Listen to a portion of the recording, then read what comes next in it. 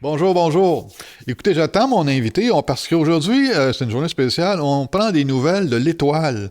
Puis, je reçois Eric Christiansen. Il va nous en donner plein de nouvelles, ces choses-là. En particulier aussi le trophée, le prix coup de cœur du public de la soirée Saint-Jean-du-Talent. Ici Luc Archambault. Bienvenue à Studio Saint-Jean. Bien le bonjour. Ici Louis Lemieux, votre fier député de Saint-Jean. Ce que vous regardez en ce moment, c'est Studio Saint-Jean. Et Studio Saint-Jean, c'est la chaîne télé de votre député au service de la communauté. Pour qu'on apprenne à se connaître mieux, pour qu'on apprenne à connaître quels sont les organismes, les organisations, les institutions dans lesquelles on vit, avec lesquelles on travaille. Bref, c'est une chaîne pour se parler, comme ceci.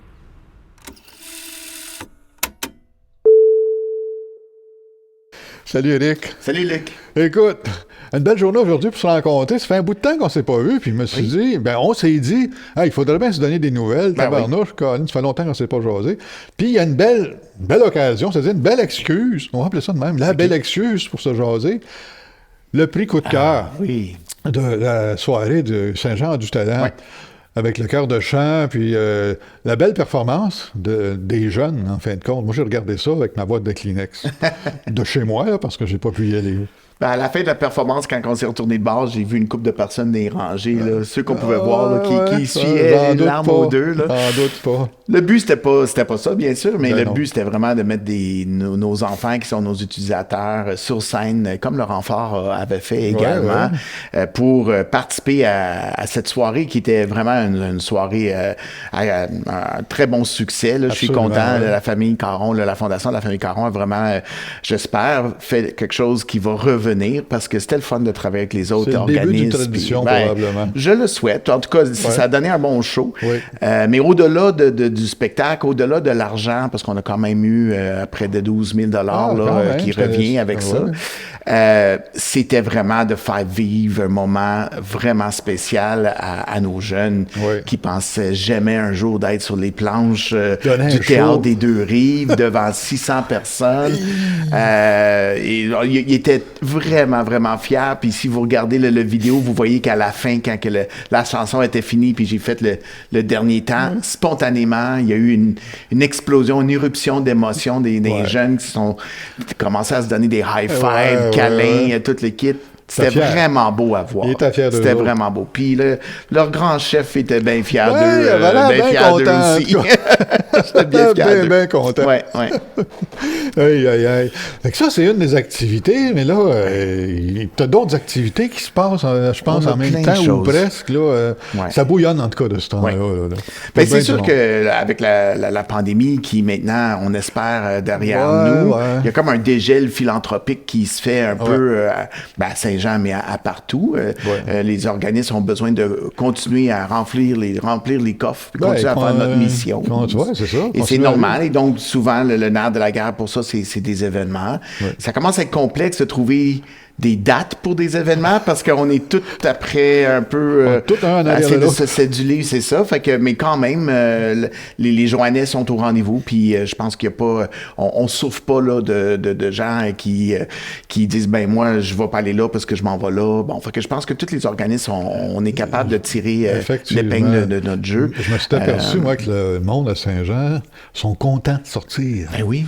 Parce qu'on est tanné d'être en dedans. Là. Il y a de l'Internet, puis la télé, c'est bien le fun, mais c'est bien plus le fun, le vrai monde. Oui, c'est ça. Puis si en même temps, on peut sortir puis encourager un organisme de notre communauté, c'est gagnant-gagnant. Fait que, on a eu des idées, puis on a parlé de faire un événement qui aurait été une première à Saint-Jean, qui était la course de boîte à savon. Ben oui. Et moi, c'est depuis que je suis tout petit cul là, que je rêve de faire de la boîte à savon. Fait que là, aujourd'hui, j'ai amené mon désir un peu en essayant d'organiser cette course-là.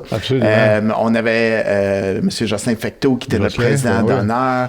Mais pour toutes sortes de circonstances, on a commencé à penser à ça peut-être un peu trop tard. Il y a beaucoup de logistique dans organiser un événement comme ça.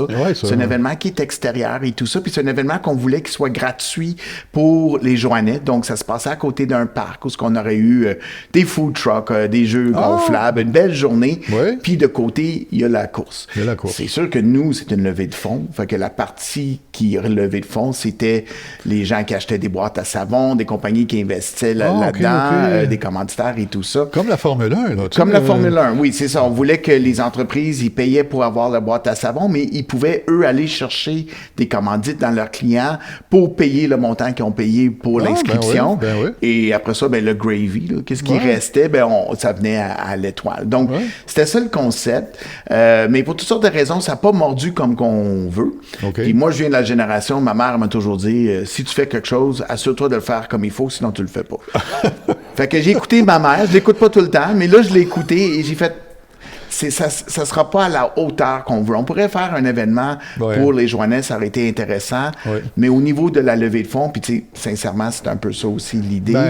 C'est sûr. On n'était pas prête. Fait que on a tout emballé ça, tout le travail qui a été fait, Caroline, l'équipe, Karine Boudreau, ils ont tout travaillé très fort là-dessus. On va tout mettre ça dans une boîte, on met un collant, ne pas ouvrir avant 2024. Puis là, au janvier 2024, on va reporter ça pour l'été prochain, puis faire vraiment un événement à la hauteur qui mérite d'être. Et j'y crois encore. J'ai pas abandonné, j'y crois encore. C'est une mauvaise de belle idée, en tout cas, moi, je trouve, parce que... Mais je trouve que ça ressemble à la pédiatrie. Tu sais, le contact d'un parent, un enfant. Tu sais, on construit une boîte à savon, puis on allait avoir une vague le matin où c'était des enfants des compagnies qui devaient être les pilotes. Donc, si une compagnie Soleno décide de s'investir, il faut que ce soit un jeune d'un membre de l'équipe qui conduit la boîte à savon. Je voyais Alain Poirier dans une boîte à savon, descendre la côte. Oui, mais en fait, dans l'après-midi, il y avait... Là, ça serait les adultes. Fait que là, on pouvait avoir les adultes de la compagnie qui participeraient aussi. C'est une bonne idée, ça aussi. Puis, ça finissait avec une course, on appelait ça la course en folie. Donc, parce que quand on s'inscrivait, nous, on vous donne une boîte à savon. Mais si vous voulez, vous pouvez construire votre propre boîte à savon. Et là, on s'imaginait toutes sortes de choses. Je sais pas, imaginer un Dalisa qui est avec une boîte à savon en forme de hot dog. Ça serait génial. Dites pas ça à M. Pasquale, mais ça serait, on sait pas. On utilise notre imagination, puis ça aurait été le clou de l'événement, mais ça va revenir. Ça, je suis certain que ça va revenir. Je sens en tout cas, moi, que ça va revenir, ça, parce que taquiner la créativité du monde avec ça, ça va sûrement revenir. Puis, Effectivement. Avec un bel élan. Mais on a déjà des choses, on est déjà en train de travailler sur une autre première. On a parlé de Saint-Jean-du-Talac qui était une première, mais on veut faire la première édition d'un lip sync battle. Un lip-sync battle. C'est quoi un lip-sync battle? Un lip-sync battle, c'est... il y avait Jeunesse d'aujourd'hui dans le temps, parce que en tout cas... Dans quel temps? Dans mon temps. Ah, OK. Mais un lip-sync battle, c'est justement, les participants se déguisent en artiste ou un groupe et ils font les chorégraphies, ils font les mouvements. Avec la guitare. Il faut que la bouche va avec la toune, mais ils ne chantent pas. Un mot. C'est ça. Et donc, il y a des émissions de télévision là, qui existent, là, qui ont évidemment pris ce principe-là. Mais nous, on voulait refaire notre soirée de Danser pour l'étoile qui a été un succès pendant 3 ans. Donc, c'est une formule différente, mais ça va être le même genre d'événement, là, où, évidemment, il y a beaucoup de réseautage. On va faire ça à la Corpo Saint-Jean. C'est le 24 octobre. On va voir encore des entrepreneurs de Saint-Jean, des gens connus de Saint-Jean qui vont oser et qui vont laisser l'orgueil à la porte, puis qui vont dire, moi, là, je vais vous présenter ce numéro-là. Il y a certaines personnes, je ne veux pas toutes dire les surprises, mais vous n'allez pas les reconnaître.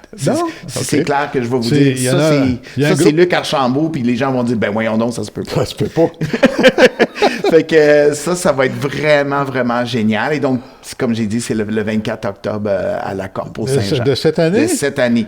Donc, tu sais, même si la course, on l'a emballée, la course à boîte à savon, mais on en a une qui s'en vient, là, qui demande aussi beaucoup de travail au niveau de la logistique. Tu dis ça, là, puis j'ai des flashs dans ma tête, là. Ça va être... Écoute, ça va être... Je me mords la langue pour pas te dire toutes les choses, là, mais ça va être vraiment génial. Ça va être vraiment génial. Sûrement.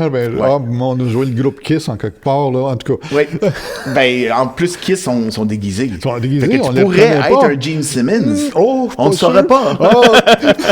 J'aimerais autant que tu ne le saches pas non plus. Non, mais le principe, c'est pour justement... C'est de s'amuser. C'est de s'amuser. Oui, c'est ça, exactement. Fait que c'est une première qu'on va faire au mois d'octobre. Puis si on recule un peu, on a encore notre guignolée estivale estival qui revient c'est ça, cette année. Donc, si vous voyez des Pères Noël en gogoune puis en short hawaïenne, ou si vous entendez la musique de Noël, le 2 juin, c'est le lancement qu'on va faire ça. Ça se peut que vous voyez des Pères Noël un peu partout. Ben, je suis désolé, c'est notre faute. C'est nous qui avons décidé d'avoir la joie de Noël et de fêter ça. Et surtout, comme qu'on a dit l'année passée, d'avoir une guignolée qui n'est pas en même temps que les autres guignolées de d'autres organismes avec qui qu'on travaille. Et Saint-Vincent-de-Paul, on a besoin que les tablettes soient pleines à la Saint-Vincent-de-Paul. C'est nos parents qui vont là pour le dépannage alimentaire. Fait que quand au mois de décembre, il y a 3 guignolées, une après l'autre, puis que nous, on arrive, la guignolée des médias, Saint-Vincent-de-Paul, sur 2 fins de semaine. Après ça, nous, je trouve que c'est... Puis en réalité, c'est pas vraiment une guignolée qu'on fait non plus. Je devrais peut-être pas dire ça, mais on prend pas de la nourriture, on prend pas nécessairement des vêtements et tout ça. C'est pas notre modèle de la guignolée. Non. Nous, la guignolée, sincèrement, c'est pour avoir des fonds, pour pouvoir avoir des spécialistes pour accueillir les enfants qui viennent à l'Étoile. Oui, c'est ça. Fait que c'est différent un peu. C'était correct qu'on fait quelque chose de différent, puis qu'on fait ça dans une période estivale. En le faisant en été, comme ça, la chance pour les 2 autres est pleine, en fin de compte. Exactement. Ça dilue moins. C'est ça. C'est sûr qu'on a une journée au mois de décembre où, par solidarité avec tous les 49 centres de pédiatrie sociale à travers le Québec, on a notre journée de barrage. Fait que vous allez voir le barrage routier qui est dans le coin du Westcliff, là, sur Pierre-Caisse, qui va quand même être là une journée. Une journée. Mais dans le temps, notre guignolée, ça durait un mois. Là. Ça durait mi-décembre à mi-janvier. On fera pas ça. Mais par contre, on va s'amuser cet été avec j'ai hâte de voir le Père Noël. En short, il était beau l'année passée. On avait fait une tournée à la Trinquette. On avait fait une tournée de musique et tout ça. Puis on avait un Père Noël qui était en vacances. Pourquoi pas? Il y a droit à des vacances aussi. Avec un peu une petite collection, une collecte en même temps. Exact. C'est des belles idées, ça. Fait que oui, on a du plaisir à faire les événements. C'est juste que on est dans un point dans la situation à l'Étoile où on a tellement de fonds à aller chercher pour continuer à donner les services comme qu'on les donne présentement, qu'on ne peut plus se fier juste sur les événements parce que sinon, on ferait 6, 7, 8 événements par année. Puis ça, c'est énergivore. On ne peut pas compter juste là-dessus. Donc, on est en train de regarder d'autres façons. Un budget d'1,3 million, c'est énorme pour aller chercher dans une communauté. Parce que oui, quand même. Oui, c'est ça. J'ai un 16% qui vient de l'entente qu'on a avec la Fondation du Dr Julien, 16% de mon budget. Mais ça me donne quand même 85%. Donc, c'est au-delà d'1 million qu'on doit aller chercher des Joannais dans des événements ou dans des partenariats qu'on fait avec des compagnies afin de pouvoir continuer notre mission. Et c'est ce qu'on veut faire. La pire chose qu'un directeur général veut faire, c'est de dire, de commencer à laisser aller des gens dans ton organisme et commencer à dire à des enfants qui sont sur une liste d'attente avec des besoins incroyables que je suis désolé, on peut pas répondre. Fait que moi, c'est pas une option. Fait qu'on travaille très fort pour trouver des solutions pour pouvoir répondre à tout ça. C'est effectivement. Les besoins diminuent pas, on dirait. Ils grossissent. Ils grossissent, puis ils sont de plus en plus complexes. On a des enfants qui sont polytraumatisés. Là. Il y a beaucoup de choses qui se passent en même temps. C'est des enfants qui ont besoin des spécialistes, bien sûr, qui ont besoin de la communauté autour d'eux, que ce soit la CSS, l'école ou la DPJ. C'est pas l'Étoile qui va tout guérir ou qui va mettre un plaster sur un bobo. Nous, on fait partie d'une équipe qui va trouver des solutions pour ces enfants-là. Et on est content de le faire. Puis ça fait 14 ans qu'on travaille avec ces clientèles-là. On s'y connaît.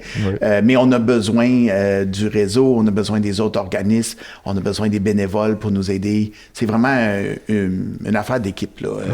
Mais quand même, on a notre rôle à jouer là-dedans et on veut garder ce rôle-là. C'est un rôle important. Et c'est un rôle important. Puis, tu sais, on a parlé de célébrations. Là, on était très contents de gagner le trophée, mais on vient juste aussi avoir le plus haut niveau de certification que la Fondation du Dr Julien peuvent donner à un centre de pédiatrie sociale en communauté. Donc ça, c'est quelque chose qu'on a fait de longue haleine. C'est très complexe là, comme certification. Oui, ça doit être sérieux comme c'est très sérieux. Démarche, il y a un côté médical, côté légal, côté psychosocial. Puis on l'a eu, fait qu'on est très, très fiers de ça. Ça nous donne une certaine notoriété face à la Fondation puis les autres organismes, mais ça nous donne aussi une expertise qu'on va pouvoir transmettre et de faire des interventions et de donner aux familles puis aux jeunes à l'Étoile qui ont besoin de nous et de cette expertise. Il y a toujours de la place à l'amélioration, puis toujours. Tout le monde en profite. Oui, puis on n'arrête pas parce qu'on est rendu au top. Là. On déploie des nouveautés, on innove. Aujourd'hui, comme j'ai dit, les demandes sont tellement complexes et différentes. Combien de fois qu'on dit « Hey, mon Dieu, on n'a jamais vu ça ». Qu'est-ce qu'on va faire avec cette situation-là? Fait qu'on est toujours en train d'être obligé de se creuser les méninges pour dire comment qu'on peut plus aider cette famille-là ou cet enfant-là, puis qui qu'on peut aller chercher comme partenaire pour nous aider à le faire. Puis c'est toujours à longue haleine. Hein? Il n'y a pas de plaster qui existe, il n'y a pas de baguette magique. Malheureusement, ça existe pas. Il faut être patient, il faut être persévérant, il faut attendre. Exact. Donc, on est là-dedans. Hey. Ouais. Ouf, ouais, on m'a dit que ça doit être éprouvant des fois. C'est lourd émotivement. Je dirais que l'équipe est un peu fatiguée. Je pense que la dernière fois qu'on s'est rencontrés, c'était en pleine pandémie, puis j'avais dit la même chose. Que nos équipes sont pandémie, fatiguées. Je te comprends. Même en journée régulière, moi...